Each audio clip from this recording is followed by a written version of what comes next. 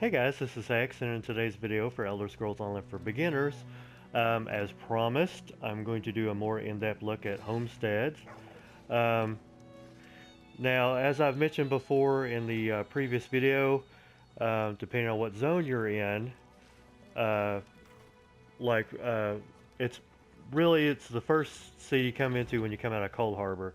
So I think for Aldermere Dominion, I think it's Bukelgard. For Ebonheart Pact, it's going to be Devon's Watch, and I'm not really for sure what it is for Daggerfall Covenant. But anyway, I've heard that in order to get this started, you find a flyer that's either be posted inside or outside the bank. I didn't really see that, but then again, I really wasn't looking for it. But what I did do was the same thing I always do for all the DLC. I just went to the Crown Store, and there it is. What you need to do is pick up a Friend in Need housing brochure, which is free. And what you get, you open it up, and it gets you started. So you go to the bank, and this is the guy that you're going to be looking for, is Cantheon, the housing broker, and he gives you a quest. You know, of course, you're not going to get the room for free right off the bat. You're going to have to work for it. But once you fulfill that part of the quest, you come back here, turn it in, and he asks you to get some furniture for your new place, which you don't really have to get a lot of furniture. I think you could probably get away with getting maybe one piece, maybe two pieces max, but it's not a whole heck of a lot. But he'll kind of direct you to go to Ebonheart. So let's go there, shall we?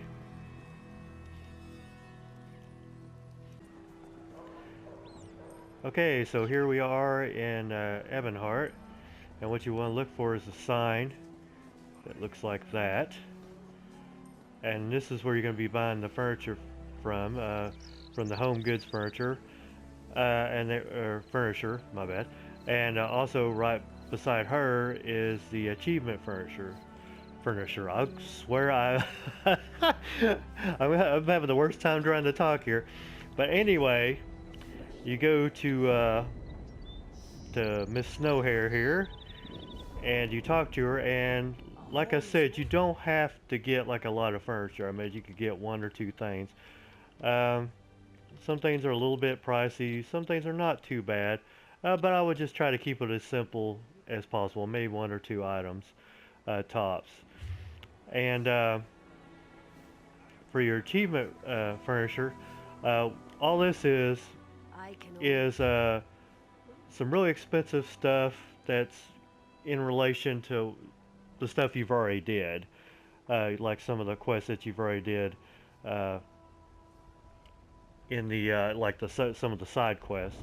Um, and as you can see, they're quite expensive. So unless you have like a lot of money, I probably wouldn't be filling with this quite yet. But much like everybody, like the rest of the merchants, you know, you can repair your items. You can also sell, you know, buy back. And there's also other merchants you can get furniture from. But for the sake of this mission, you just want to go to her first. Uh, but after you do all that, you know, and of course you complete the quest and all that, you can get different furnishings via various merchants. Not every merchant will have it. You can also get it out in the wilds, you know, if you happen to stumble onto it by, like if you're fishing and you get like a gunny sack, like a wet gunny sack, there's a small chance you might be able to get that, you know, get something out of that. Now, once you grab your furniture, you might be tempted to go all the way to the bank. Don't do that because he won't be there. That was a mistake like a lot of, you know, that I made and a lot of other people made, and you know, he wasn't appearing. Or like, well, where the heck is he at? What you want to do is go to the in the case of like in the case of the Ebonheart Pack Zone, you'll want to go, and you may want to check your map for this. You want to go to the Ebony Flask. But like I said, depending on what zone you are, it's, you know, it's different. But you know, you just go to whichever end it tells you to go to. So go in here, and once you step through these doors, it's locked off from everybody else. So as you can see, there's nobody in here um, except for NPCs. What you want to do in the case of this is go to the second floor, and he should be standing right in here somewhere. Of course, you don't see him because I've already did the mission. And you turn in and you complete that part, and the room is yours, which in the case of this will be to the right. Now on the table right here there'll be a book. This is, it's a anthology of abodes available for acquisition. What you want to do is you want to read that, um, or at least open it up. You don't really have to read the whole thing. And what this does when you go into your map, um, it unlocks, and as you can see there's one right there. It unlocks all the available homes for sale that you can actually visit, and you can actually go and preview the various houses, and it doesn't cost you anything to go from like house to house. But what I'm going to do now is I'm going to take you to one that I recently bought for my guild, and it's over here in the Rift. So we're going to go ahead and travel that, and I will see you in a second. And here we are in Almsgate. This is my guild hall for Order of the Gash, which, if those of you don't know, that's a Hellraiser reference, at least from the book. And I've already started decorating the yard, which you can actually do the editor out here, and you can also do it inside. But as you can see, I put like some giant mushrooms right here, some really thin trees. I've got my lacquered quam egg right here. But I'm going to show you the inside real quick and just give you a basic idea of what to do. Now all this stuff that I have in here, with the exception of that painting that was donated by a guild member, but everything else that's, well, I should say about probably 98% of the stuff that's in here I bought with crowns. Now when you get in when you're previewing a home, it'll give you two options. One, to either buy it via crowns or gold. In the case of this, I just went ahead and spent the 60,000 on that, and as you can see, it's pretty decent size, and it's enough for a guild hall.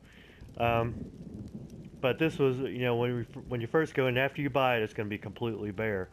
So if you've bought stuff or you want to buy some stuff, usually what you do is you're just going to press right on directional pad, and then you're going to tap a circle, and and then you go into the editor.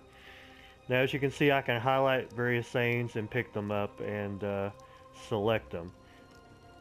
Now I'm going to go ahead and go into browse, and it gives you 4 different options. The first thing you want to do that you might do at first is place. So as you can see, I have a few things I could still put there. So if I went to like let's say non-combat pets, and you can put your pets out. Let's say I want to put this chub loon somewhere. So I highlight it, tap X, and as you can see, I have these options down on the bottom of the screen, where I can just basically move it in different directions if I want. But what I'm going to do is I'm going to put my chub balloon right here on the table. So once I've satisfied with where I'm going to put it, I'm going to tap X, and then there it is. It's going to stay on there. The one thing I love about this editor is that, unlike Skyrim, where things kind of slide out, if you have like slanted areas and things kind of slide off of there, in the case of this, once you put something on something, it stays. Now it's not going to lock down, meaning that I can move this table and the stuff will still be floating in midair, but then again, the stuff isn't going to like fall to the floor, and then you'd have to kind of scramble after it. But if I decide that I don't want this loon here, or if I don't want any object here, You know, I'm just going to highlight the object that I want to put away, and I'm just going to tap X to select again, and if I want to put it away, I would just simply hit square and just get rid of it. Now we're going to go back into the browse again, and next is a section that's purchase. Now I will tell you that this is all all crowns. You know, there is nothing that you're gonna be able to buy here with gold, which kind of sucks. But you know, what are you gonna do about it? But they actually have quite a few. I mean, as you can see, there's quite a few options. Like lighting, 125 options. I mean, there's quite a few different, you know, quite a few objects to work with. Um, but once you buy them, uh, you know, via, you know, with your crowns, you know, it's going to go into the place section, and you'll be able to grab it and then put it wherever. Or if you buy it, sometimes you'll be able just to put it right there on the, it'll give you an option to put it right there on the spot. And retrieve, you can, it gives you the list of all the objects that you have. In the case of mine, it gives me a list of objects, you know, that's in my guild hall and in my my room in. So let's say that painting that I was showing earlier. Let's say that's in my uh, my inn. I can retrieve that and put it back in my inventory, and then I can put it in here without having to go all the way back to my inn room. And lastly is the settings. This will enable you to grant access to certain visitors. Like, as you can see, I have two of my friends on here that I can just pop by if they want. I also have enabled my guild, which is Order the Gash, to visit anytime they want, even if I'm not there. So, you know, it's just whatever permissions that you you want to have. I think I've covered everything that there is to cover. In case I missed anything, or if you have any questions, just leave questions in the comment section below. Well, I guess I better get out of my editor. So you just want to hit your right on directional pad again, and then hit circle to exit, and then you're good. Then you're good to go, and then you can just like interact with, you know, whatever objects you want to, you know, interact with. But that's all I wanted to talk to you guys for today. Give me a thumbs up if you like this video, and please subscribe if you haven't done so already. And I hope to talk to you guys real soon. Take care.